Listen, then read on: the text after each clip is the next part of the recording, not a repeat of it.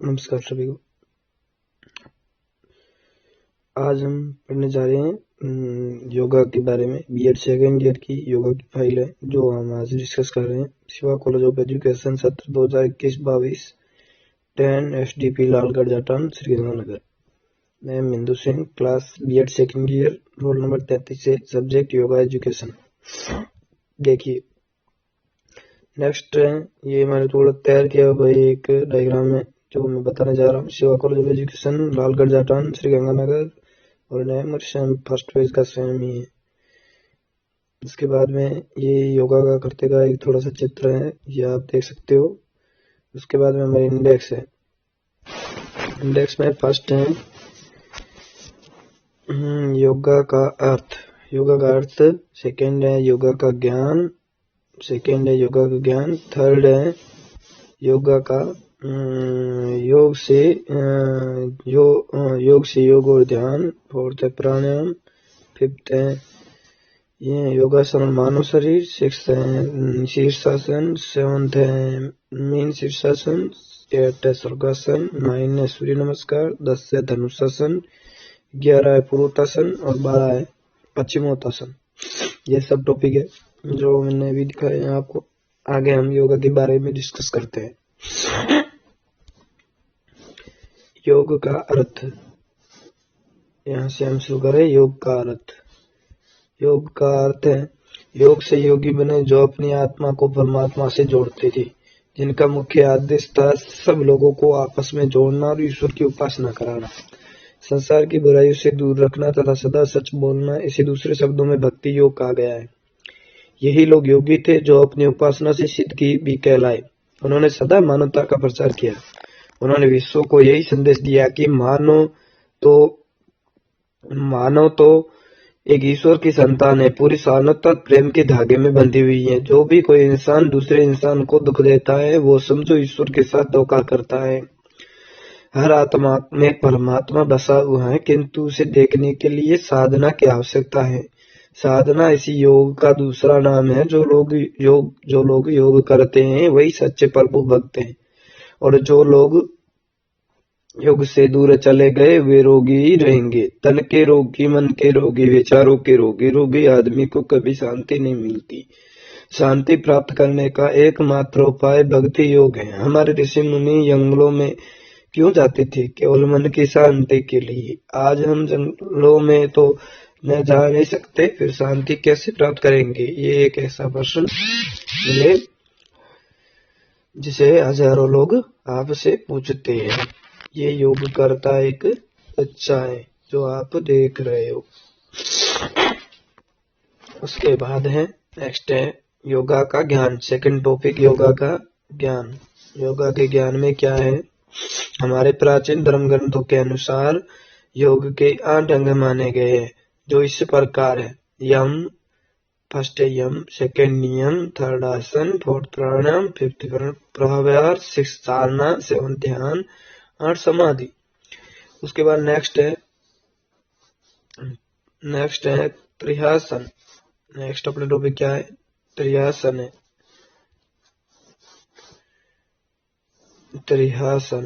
त्रियासन व्यास्ते ब्रह्मच 5 अहिंसा, सत्य, अस्त्य, ब्रह्मचर्य, अपग्रह। उसमें अहिंसा क्या है?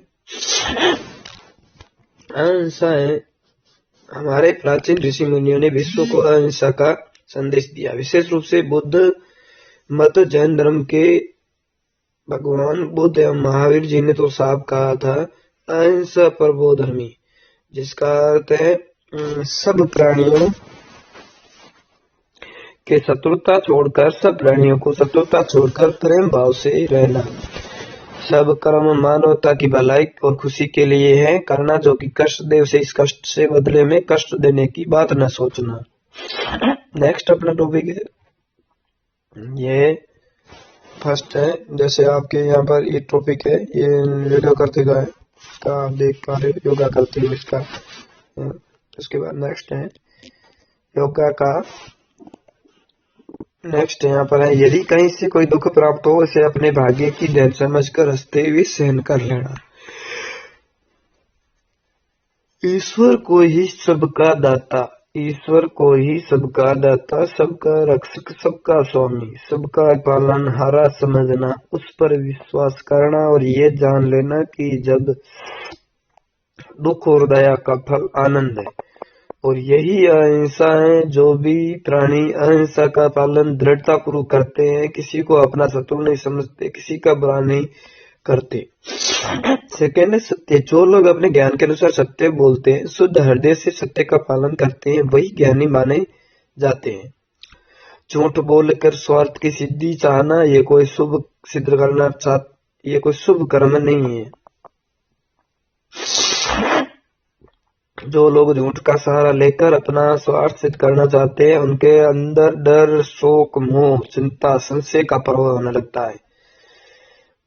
और झूठ ही मन में पाप के बीज बोता है। इस पाप के पौधे से ही दुखों का आरंभ होता है और चिंता का बोझ मन पर रहने से स्वास्थ्य भी खुद खराब होने लगता है।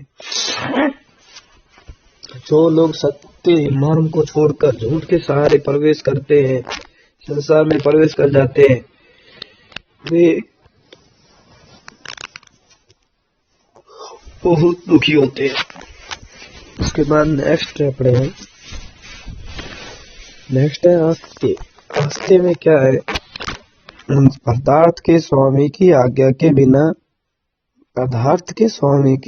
के बिना किसी पदार्थ की इच्छा भी न करना। महाभावादी जो अपने पदार्थ खुशी में भी न देवे, जिन पदार्थों के ग्रहण प्राप्त करने में किसी की दुख नहीं हो और अपने मन में डर आदि पैदा होगा, जिन पदार्थों के भोग करने का अंतिम परिणाम दुखों को भोगना नहीं हो और सुखी भोगना हो, जो पदार्थ देव ऋण, पितृ ऋषि ऋण आदि ऋणों से ऋण होकर शेष रह जाता है,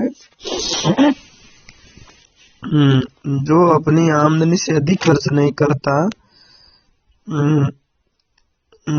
जो काम क्रोध, लोभ, मोह से दूर रहकर अपनी जरूरतों के अनुसार सब चीजों का संग्रह करता है और अपना हर कार्य लोगों की भलाई के लिए करता है। फिर नेक्स्ट टॉपिक है अपने पास ब्रह्मचर्य।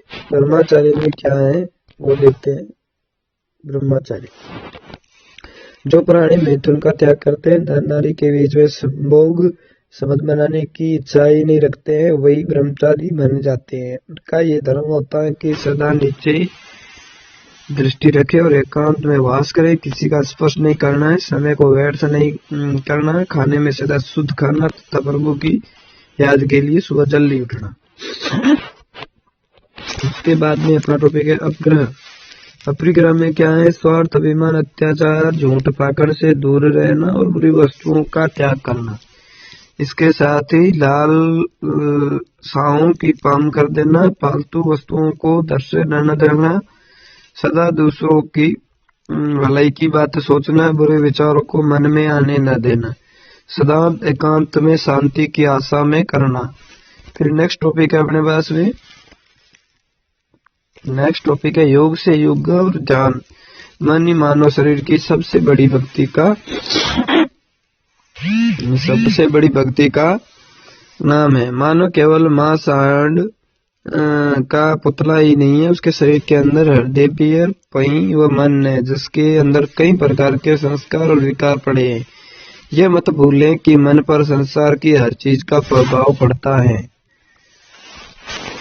ये आपके मानव शरीर दर्शाया गया है, ये आप देख सकते हो मानव शरीर को। उसके बाद है अपना नेक्स्ट है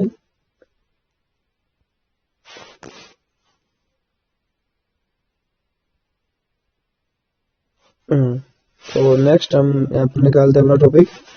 उदाहरण के लिए यहाँ पढ़ रहे हैं हम। उदाहरण के लिए आप देखें, जब आपको क्रोध आता है तो चेहरे का रंग लाल हो जाता है, आंखों में लाल डोरियां सी आ जाती हैं, भावें तन जाती हैं, नसें खिंच जाती हैं। इसी प्रकार से जब आप खुश होते हैं तो आपका चेहरा खिल जाता है, गाते हैं तो आवाज का जादू उड़ने लगता है, नृत्य करते हैं तो सारे शरीर का अंग अंग थिरकने लगता है। जब कभी मन डर का विश्वास होता है तो भय के बारे सारा शरीर कांपने लगता है, चेहरे का रंग पीला हो जाता है। इन सब चीजों की जड़ों तो जड़ों तो मन है तो स्वयं दिखाई नहीं देता, किंतु उसका प्रभाव शरीर पर ऐसा पड़ता है कि हम इसे महसूस कर सकते हैं। इन सब चीजों की जड़ तो मन है, जो मन जब स्वयं तो दिखाई नहीं देता, किंतु इसका प्रभाव हमारे शरीर पर ऐसा पड़ता है कि हम उसे महसूस कर सकते हैं। मानो मन ही ज्ञानेंद्रियों द्वारा सारी संसार की वस्तुओं का जब भी वह किसी अच्छे फूल को देखता है तो मन खुशी से उछलता है। उस फूल की महक गंध मानो श्वास द्वारा उस तक पहुंचती है। उस समय प्राणी का चेहरा फूल की भांति खिल उठता है। उसके बाद ये बच्चे का चित्र है, योगा करता है, उसको आप देख सकते हो, ये योगा कर रहा है। उसके बाद नेक्स्ट अपना है ध्यान कैसे लगाएं। नेक्स्ट पॉइंट है ध्यान कैसे लगाएं। जब भी आप ध्यान करना चाहते हैं तो उसके लिए सबसे पहले आपको एकांत और साफ सुथरे स्थान की तलाश करनी होगी। इसका समय सुबह 4 बजे के करीब आरंभ करके सूर्योदय होने तक अधिक उचित है। रात को सोने से पहले पूर्व अपने बिस्तर पर आलती पालती लगाकर सच्चे मन से यदि ध्यान लगाते हैं तो आपको रात के समय न तो बुरे सपने नजर आएंगे और न ही किसी प्रकार का डर लगेगा।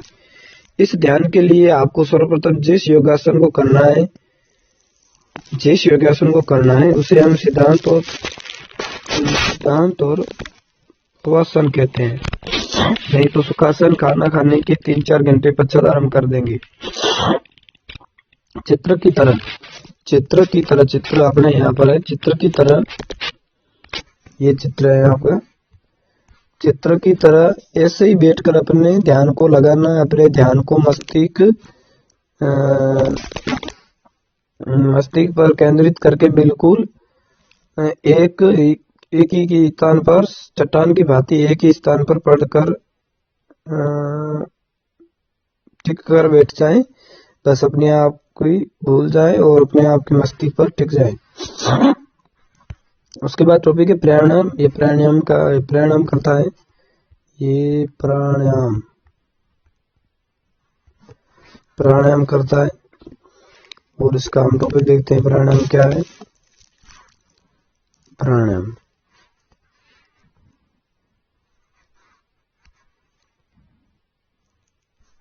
ठीक है। प्राणायाम आसन मन और प्राण का बहुत घना संबंध है। मन तो स्थिर हो जाता है। इसके पीछे 2 कारण है, वासना और प्राण यानी श्वास। इनमें से एक पर विजय मिल जाए तो दूसरे अपने आप ही मिल जाते हैं। इन दोनों में से जब भी मन को श्वास क्रिया से जोड़ा जाता है तो मन श्वास को अंदर जाते देखता रहता है और श्वास और आस पर ही केंद्रित हो जाता है और मन श्वास के में लीन हो जाता है। ऐसे में यदि आप मन के श्वास पर टिकाने में सफल हो जाते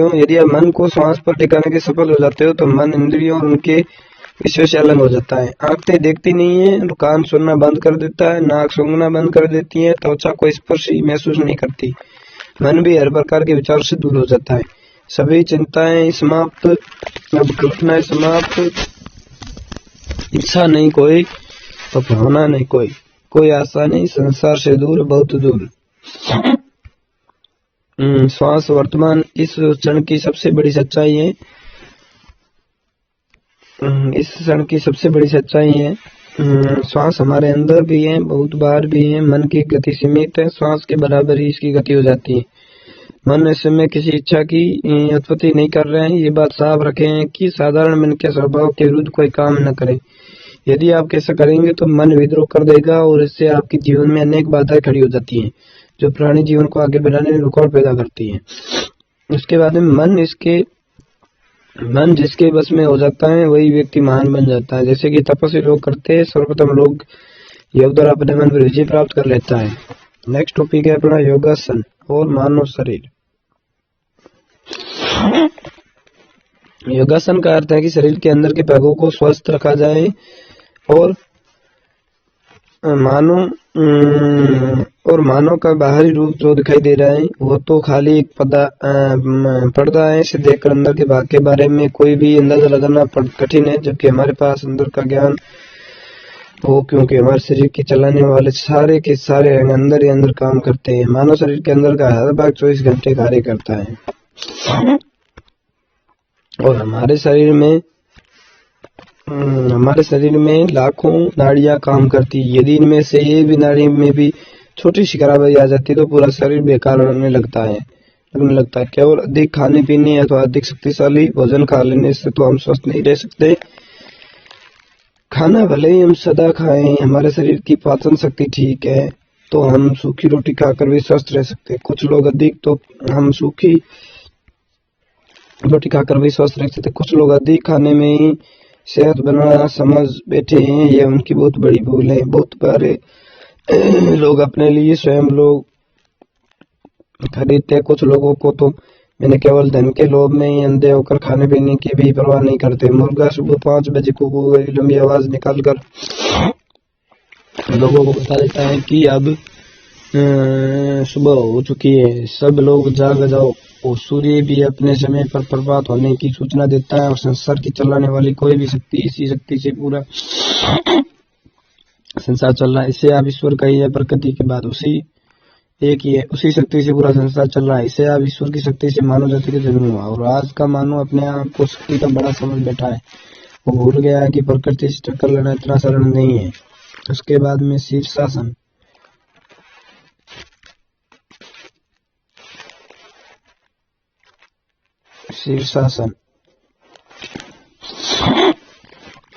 शीर्षासन में शीर्ष मानव शरीर को कहते हैं। शीर्ष मानव शरीर को कहते हैं। इस आसन का संबंध हमारे सिर से है, इसलिए इसे शीर्षासन के नाम से पुकारा जाता है। जैसे फलों का राजा माना जाता है, वैसे शीर्षासन को आसन का राजा माना जाता है। इससे जब भी आप शीर्षासन आरंभ करना चाहते हो तो आपको पेट बिल्कुल साफ होना चाहिए। कपड़े को एक गर्म कपड़े को गोल मटोल करके धरती पर रखें ताकि सिर को धरती की रगड़ न लगे। ठोड़ने टेक कर जमीन पर बैठ जाए। एक हाथ की अंगुली को दूसरे हाथ की अंगुलियों में डालकर नरम गट्टी के सहारे संभाल रखे। जिस सिर आगे की ओर झुकाओ वो फिंटू बाल वाला उस कपड़े पर ही टिका रहे मगर उस पर दबाव न पड़े। फिर घुटनों को ऊपर की ओर डालें। टांगों को एकदम सीधी रखें। पांव के अंगूठों को एकदम सीधे रखें। फिर शरीर की बराबर संभालते हुए शरीर का बोझ हाथों में और फिर सिर पड़ा रहे। देखे चित्र 1 को और चित्र 1 को। आसन पूरा करने के पश्चात चित्र 2 के आसन की ओर देखें। इस आसन को भाग कैसे पूरा करना है। फिर अपने पांव को कोष की ओर देखें। देखिए ये योग के चित्र आपको दिखाए गए। 2 चित्र हैं योग के, शीर्षासन के। ये शीर्षासन के हैं।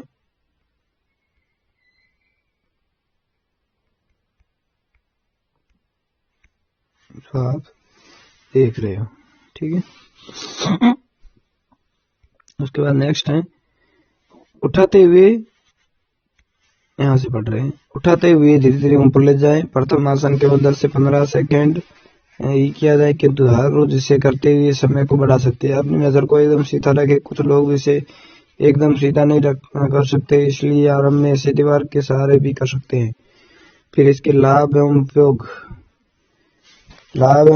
नित्य में भया युक्ति से जठरानी विवर्धना आहारी बहुलिस्तस्य संभाग साधक अर्थात जो साधक नित्य इस शीर्षासन का अभ्यास करता है उसकी जठरा नहीं बढ़ती है। उसे अच्छी तरह से पेट भर के खाना चाहिए। नेक्स्ट टॉपिक है मेन शीर्षासन। ये मेन शीर्षासन का चित्र है। मेन शीर्षासन,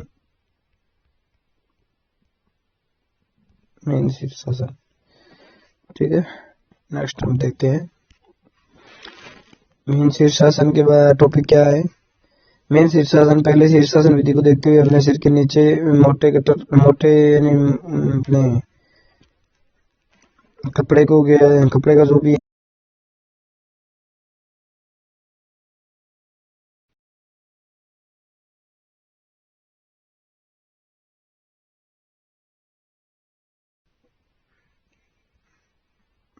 कुछ मिस्टेक होगी।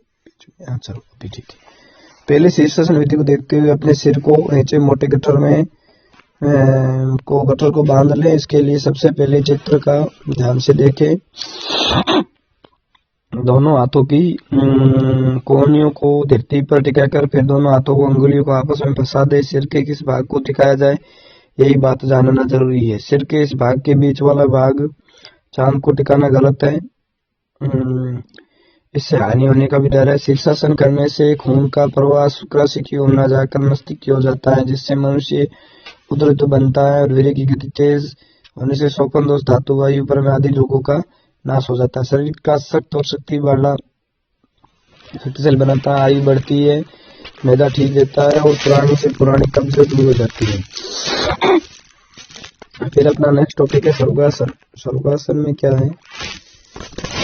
शीर्षासन की भांति इस आसन की भी अपनी विशेषता है। यह आसन जैसे कि इसके नाम से स्पष्ट है, स्वर्गासन इंसान को धरती पर स्वर्ग का रंग दिखाई देता है। स्वर्ग का अर्थ है संसार के सारे सुख प्राप्त करना। जिन लोगों को धरती पर स्वर्ग मिल जाए उनसे बड़ा भाग्यशाली कौन होता है, कौन होगा? ये आपके यहाँ पर दर्शाया गया स्वर्गासन। ये स्वर्गासन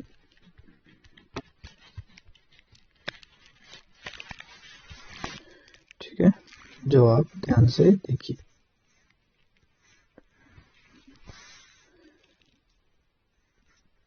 ठीक है, नेक्स्ट इसके लिए आगे यहाँ से बढ़े। इसके लिए चित्र देखें। इससे सिर, गर्दन और कंधे जमीन पर टिकते हैं। कंधों के नीचे से लेकर पांव तक सारे अंग उठे रहते हैं। कोहनी हाथ, पीठ और कमर की सहारा प्रदान करते हैं। इस प्रकार से आसन की स्थिति में एक समकोण का अभ्यास होने लगता है। अपने दानों पाँव को फैलाकर सीधे लेटे रहे, मुंह आकाश की ओर रहे, सिर धरती पर टिका रहे, टांगे सटी हुई, पंजे ऊपर की ओर, दृष्टि आकार की ओर रखिए। फिर कमर को नीचे से लेकर ऊपर की ओर करके टांगों को ऊपर उठाएं, किंतु कमर और धड़ नीचे की ओर टिका रहे। थोड़ी देर तक इस स्थिति को ऐसे ही रहने दें। कई दिन तक इसी स्थिति का अभ्यास करते रहे। जैसे ही आप ये संभाले कि अब इस आसन को करने में आपको कोई कठिनाई रही, फिर इस आसन को दूसरा भाग प्रारंभ करें, जो कि आपके चित्र में दिखाया गया है। उसके बाद में सूर्य नमस्कार। सूर्य नमस्कार के थोड़े मैं चित्र आपको दिखा दूं। ये सभी सूर्य नमस्कार के चित्र हैं जो आप देख रहे हैं। ठीक है, ध्यान से इनको देखें जितने भी चित्र है। ओके, नेक्स्ट सूर्य नमस्कार में सूर्य नमस्कार आसनों के बारे में जब भी कोई बात हम करते हैं तो सबसे पहले हमारा ध्यान सूर्य नमस्कार की ओर जाता है, क्योंकि धार्मिक विचारधारा को भी मुख्य रखते हुए सूर्य नमस्कार हमारे लिए उतना ही विशेष है जितना धर्म का पालन करना। सूर्य तो पूरे संसार को अंधेरे से निकाल कर प्रकाश में रहता है, उसकी किरणों से पूरे संसार को जीवन मिलता है। सूर्य नमस्कार के विषय में 10 क्रिया अवस्था बनाई गई है, जिनके बारे में संक्षेप में बताया जा रहा है। अवस्था, इस क्रिया में प्राणी को सीधा खड़ा होना पड़ता है। कमर वाला भाग बिल्कुल तना हुआ होना चाहिए। दोनों हाथ जोड़कर सीधे किसी भी भाग में ढील नहीं होनी चाहिए। तनी गर्दन के साथ बिल्कुल सूर्य की ओर देखें। दोनों एड़ियां जोड़कर देखें। टांगे एकदम सीधी और तनी हुई रखें। देखें चित्र, जो ये चित्र देखें, इसको जो आपको दर्शाया गया है, ये चित्र आप ध्यान से देखें। जो भी इस चित्र में दर्शाया गया है आपको, और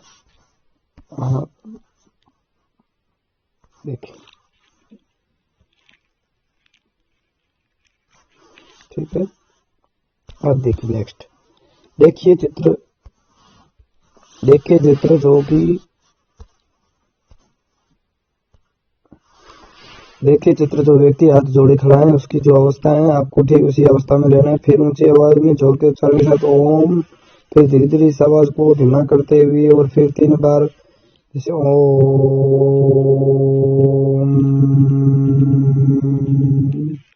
ओम शब्द का उच्चारण करते जाना है। फिर मुंह बंद करके नाम से ध्वनि युक्त पूर्ण श्वास अंदर रहना। फिर पूर्व से अंदर लेके श्वास को वायु को रोके रखना।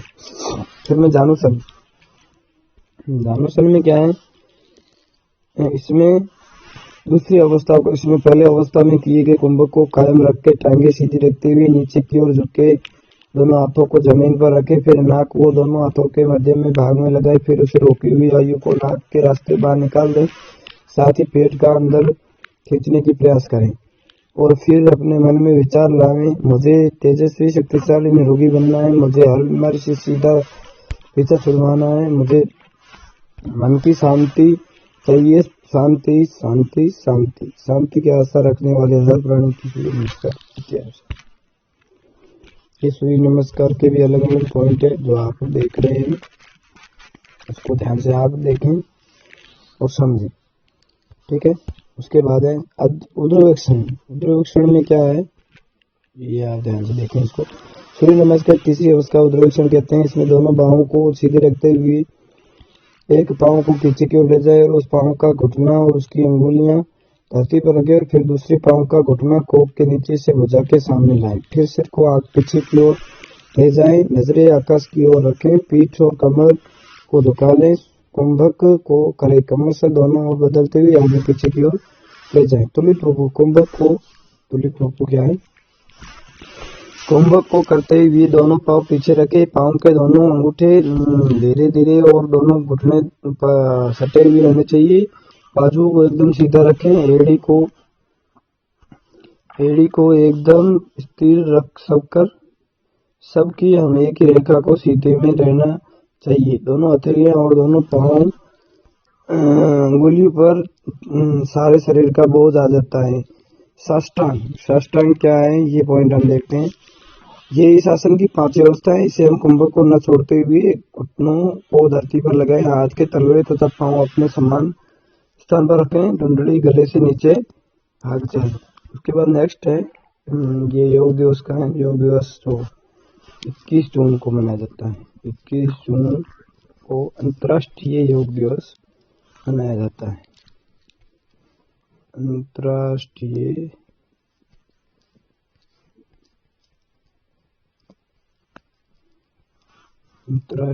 योग दिवस, ठीक है, 21 जून। ओके, नासिक में भाग को धरती से स्पर्श कराने, भाल का ऊपरी भाग छाती को भी साथ साथ जमीन पर स्पर्श करवाकर शरीर को एक साथ झटका दे और फिर लंबी सांस लेकर सीधी खड़ा देना। उसके बाद नेक्स्ट है संकोच। इसमें क्या होता है, इससे हम पांचवी अवस्था में आगे बढ़ते हुए पांव, घुटने और हाथ के पंजों को स्थिर रखकर भुजाओं को सीधे रखें, ध्वनि युक्त पूर्वक करके छाती के सामने लाएं, पीठ को झुका दें, सिर को पीछे की ओर झुकाकर दृष्टिकोण पर रखते हुए कुंभक करें। कैसे विकास, इसमें कुंभक को कायम रखते हुए पांव को एकदम सीधा रखें, दोनों बाजुओं को भी एकदम सीधा रखें, दोनों हाथ मध्य भाग में रहने चाहिए, ठुड्डी को छाती से लगाकर पांव हाथ या हाथों के तलवे धरती से लगे रहे और बिल्कुल सीधे रहे। कुंभक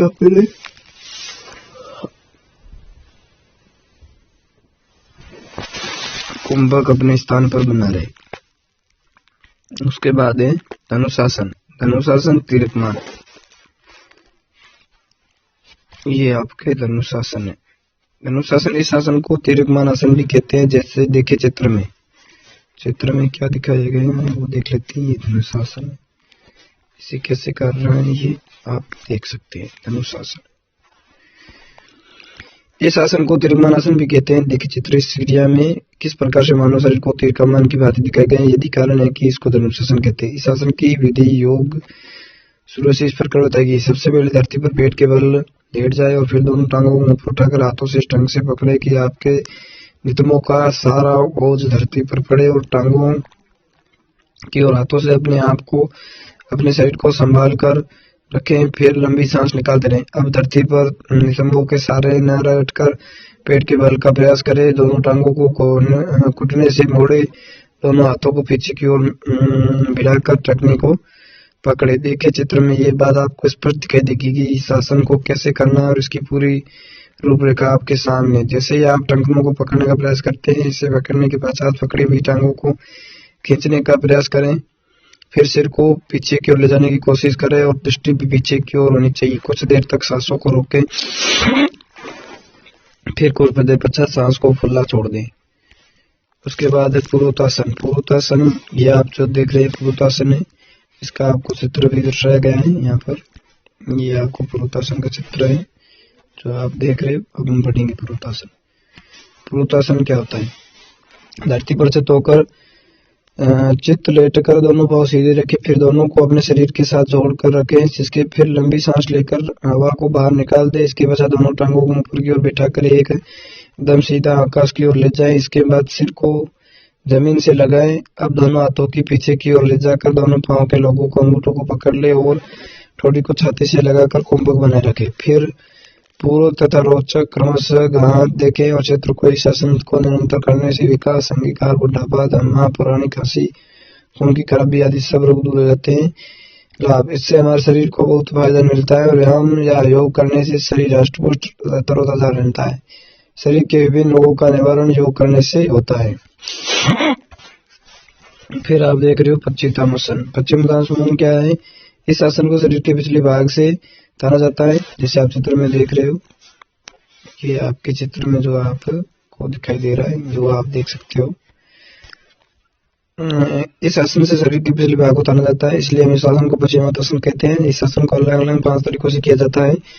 इससे आप अपने शरीर को कोई भी एक आसन चुन सकते हो। यह आसन पांव और पीठ से वायु निकालने के लिए प्रसिद्ध है। वही रोगियों के लिए ये लाभकारी सिद्ध हुआ। देखे चित्र में जो दृश्य आपको दिखाया गया वो बड़ा सरल है। चटाई, कंबल या दरी पर पांव फैलाकर बैठ जाए, घुटने एकदम सीधे रखें, टांगे धरती के समांतर हो और फिर पंजों को ऊपर की ओर उठाए रखें, पीठ को एकदम सीधा रखें, दोनों हाथों की गदलियों को धरती पर टेक दें और फिर ठोड़ी और दृष्टि को सामने रखें। इस आसन को करते समय कोई जल्दबाजी न करें।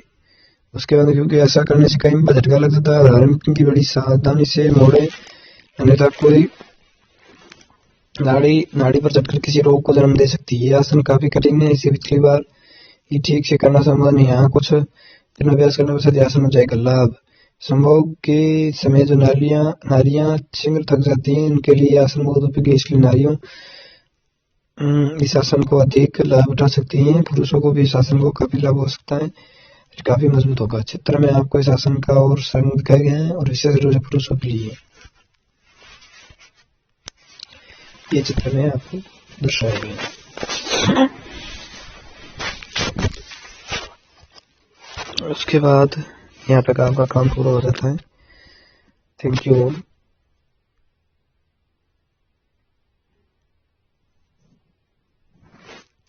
Thanks all for watching this video. Okay, और नई वीडियो के साथ मिलेंगे।